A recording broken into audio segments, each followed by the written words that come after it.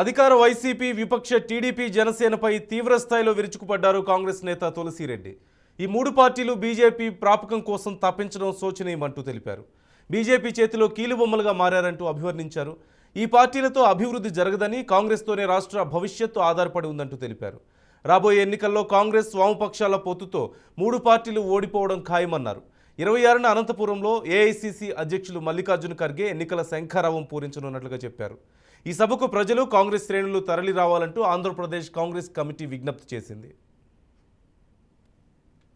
Number 1 ద్రోహి BJP. Narendra Modi గారి నాయకత్వంలోని కేంద్రంలోని బీజేపీ ప్రభుత్వం రాష్ట్రానికి తీరని ద్రోహం, మోసం, అన్యాయం చేసింది. రాష్ట్రానికి సంజీవని లాంటి ప్రత్యేక హోదాకు పంగనామాలు పెట్టి రాయలసీమకు, ఉత్తరాంధ్రకు బుందేల్ఖండ్ తరహా స్పెషల్ డెవలప్మెంట్ ప్యాకేజీకి తిలోదకాలిచ్చింది. కడప జిల్లాలో శైల ఆధ్వర్యంలో స్టీల్ ప్లాంట్కు స్వస్తి పలికింది. దుగరాజపట్నం ఓడరేవు ఊసేయలేదు. పోలవరం ప్రశ్నార్థకమైంది. విశాఖ మెట్రో లేదు. విజయవాడ మెట్రో లేదు. విశాఖ రైల్వే జోన్ లేదు. విశాఖ చెన్నై ఇండస్ట్రియల్ కారిడార్ లేదు. కాకినాడ పెట్రోకెమికల్ కాంప్లెక్స్ లేదు.